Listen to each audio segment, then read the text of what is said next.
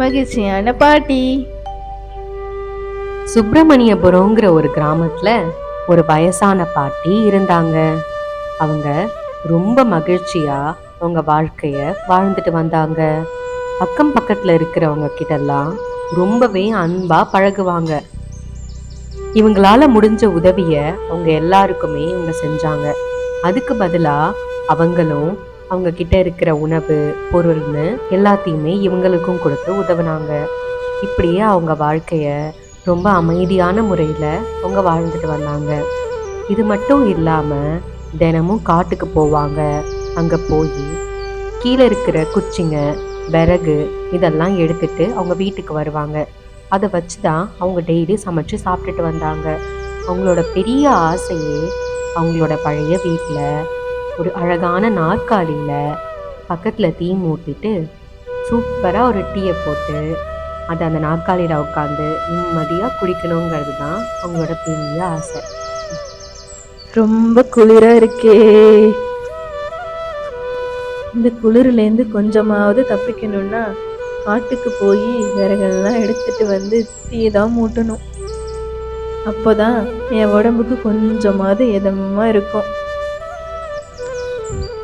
ஒரு வழியா பாட்டி முடிவு பண்ணி விறகெல்லாம் எடுக்கலான்னு காட்டுக்குள்ள நடந்து போக ஆரம்பிச்சாங்க. போய்கிட்டே இருக்கும்போது அவங்க போற பாதையில ஒரு பெரிய பள்ளம் இருந்துச்சு. என்னன்னு உள்ள எட்டி பார்த்தா அதுக்குள்ள ஒரு பழைய மண்பானை இருந்துச்சு. நடந்து போற பாதையில யாரு இவ்வளோ பெரிய பள்ளத்தை வெட்டி வச்சது? என்ன உள்ள ஒரு பானை வேற கிடக்கே. யார் இந்த பானையை இங்க போட்டுட்டு போயிருப்பா?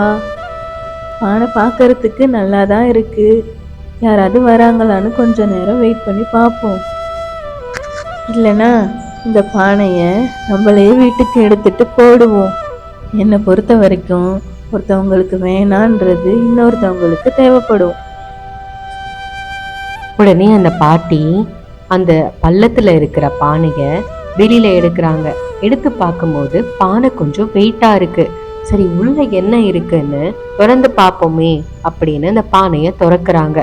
பார்த்தா அந்த பானை ஃபுல்லா தங்கமா இருந்துச்சு. அதை பார்த்த பாட்டிக்கு சந்தோஷத்துக்கு அளவே இல்லாம ரொம்ப மகிழ்ச்சி ஆயிட்டாங்க. இவ்வளோ தங்கமா? என் வாழ்க்கையில நான் இவ்வளோ தங்கத்தை பார்த்ததே இல்லையே. நான் ரொம்ப பெரிய பணக்காரி ஆயிட்டேன். இதை வச்சு நான் ஒரு பெரிய வீடு வாங்குவேன். அந்த வீட்டில் எனக்கு பிடிச்ச மாதிரி ஒரு நாற்காலி வாங்கி பக்கத்தில் தீ மூட்டி ஜாலியாக டீ குடிப்பேன். இந்த தங்கத்தை எல்லாம் எப்படி வீட்டுக்கு எடுத்துட்டு போறதுன்னு பாட்டி யோசிச்சாங்க. அப்பதான் அவங்களுக்கு ஒரு ஐடியா வந்துச்சு. பக்கத்துல இருக்கிற மரக்கட்டைங்களை எல்லாம் ஒண்ணு சேர்த்து கட்டி அதுக்கு மேல இந்த பானையை வச்சு எடுத்துட்டு போலான்னு முடிவு பண்ணாங்க. இவ்வளோ தங்கம் இருக்கே, என் தேவைக்கு போக மீதி இருக்கிற தங்கத்தை என்ன மாதிரி கஷ்டப்படுற பக்கத்து வீட்டில் இருக்கிறவங்களுக்கும் கொஞ்சம் கொடுக்கலாம். ஆனால் நான் தான் கொடுத்தேன்னு உங்களுக்கு தெரியக்கூடாது. அவங்களுக்கே தெரியாம அவங்க வீட்டில் போட்டுட்டு போயிடுவோம். அவங்களும் சந்தோஷமா இருப்பாங்க. இப்படி யோசிச்சுக்கிட்டே பாட்டி இழுத்துட்டு போயிட்டே இருக்கும்போது அவங்க ரொம்ப சோர்வாயிட்டாங்க. சரி பானை பத்திரமா இருக்கா அப்படின்னு பின்னாடி திரும்பி பார்த்தாங்க. பானையை திறந்து பார்த்தா அதுக்குள்ள இருந்த தங்கம் எல்லாம் போய் உள்ள இருக்கிறது ஃபுல்லா வெள்ளியா மாறிடுச்சு. முன்னாடி நான் பானையை பார்க்கும்போது தங்கமால இருந்துச்சு, இப்போ என்ன வெள்ளி கட்டி இருக்கு. நான் தான் கனவு கண்டிருக்கேன் போல. பரவாயில்ல, இதை வச்சு என்னால் ஒரு வீடு வாங்க முடியலனாலும் எனக்கு பிடிச்ச நாற்காலி வாங்கி அதில் உட்காந்து சந்தோஷமா டீ குடிப்பேன். இப்படியே யோசிச்சுக்கிட்டு பாட்டி மறுபடியும் பானையை இழுத்துட்டு போக ஆரம்பிச்சாங்க. இன்னும் கொஞ்சம் தூரம் போனதுக்கு அப்புறம் அவங்களால இழுக்க முடியாத அளவுக்கு ரொம்ப கனமா இருக்கிறத அவங்க உணர்ந்தாங்க. சரி திரும்பியும் பானையை திறந்து பார்க்கலாம் அப்படின்னு முடிவு பண்ணி பானையை திறந்து பார்த்தாங்க. பார்த்தா அதுக்குள்ள தங்கமும் இல்லை வெள்ளியும் இல்லை, பெரிய இரும்பு கட்டி தான் இருந்துச்சு. அடக்கடவுளே, நான் திரும்பவும் கனவு தான் கண்டிருக்கேனா? பானைக்குள்ள தங்கமும் இல்லை வெள்ளியும் இல்லை, இரும்பு தொட்டி தான் இருந்திருக்கு. பரவாயில்ல, இதை வச்சு என்னால ஒரு வீடு வாங்க முடியலனாலும் எனக்கு பிடிச்ச மாதிரி நாற்காலி வாங்கி அதுல சந்தோஷமா உட்காந்து டீ குடிக்க முடியும். இப்போ மனம் தளராத பாட்டி மறுபடியும் பானைய இழுக்க ஆரம்பிச்சாங்க. வீடு வந்துடுச்சு. சரி, என்னன்னு திரும்பி பார்த்தா அங்க பானையும் இல்ல, ஒன்னும் இல்ல, பெரிய பாறாங்கல்லு தான் இருந்துச்சு. அட கடவுளே கடவுளே, இவ்வளவு நேரம் நான் கஷ்டப்பட்டு இழுத்துட்டு வந்தது இந்த பாறங்கல்ல தானா? சரி, இதை வச்சு என்னால நாற்காலி வாங்க முடியலனாலும் இந்த கல்லு மேல உக்காந்து நான் சந்தோஷமா டீ குடிப்பேன். திடீர்னு அந்த பாறாங்கல்லு ஒரு பெரிய பருத்தி உருண்டையா மாறுச்சு. அதுல 2 கண்ணு, காலு, கையின்னு எல்லாமே வந்து ஒரு பயமுறுத்துற உருவமா அது மாறிடுச்சு. ஆஹா, இந்த அழகான குட்டி யாரு? அப்ப இனிமே நீ என் கூட தான் இருக்க போறியா? நானே உன்னை வளர்க்குறேன். என்னது, நான் உங்க கூடவே இருக்கணுமா? நான் முதல்ல உங்களுக்கு தங்க கட்டிய காமிச்சு ஆசை காட்டினேன். அதுக்கப்புறம் தங்கத்தை வெள்ளியா மாத்தினேன். கடைசியா பாறாங்கல்லாவும் மாத்தி பார்த்துட்டேன். ஆனா எல்லாத்துக்குமே சந்தோஷப்பட்டுக்கிட்டே இருக்கீங்களே, எப்படி?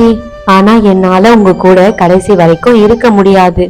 நான் கிளம்புறேன்ப்பா அப்படின்னு சொல்லிட்டு அந்த உருவம் திரும்பவும் பாறாங்கல்லாவே மாறிடுச்சு.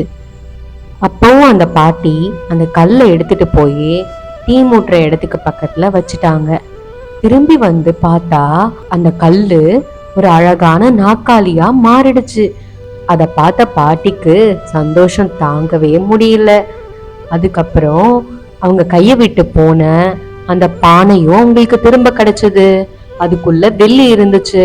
அத பார்த்த பாட்டிக்கு ஆச்சரியம் தாங்கவே முடியல. மறுபடியும் இன்னொரு பானை, அதுல ஃபுல்லா தங்கம். இப்ப பாட்டிக்கு என்ன சொல்றதுன்னே தெரியல.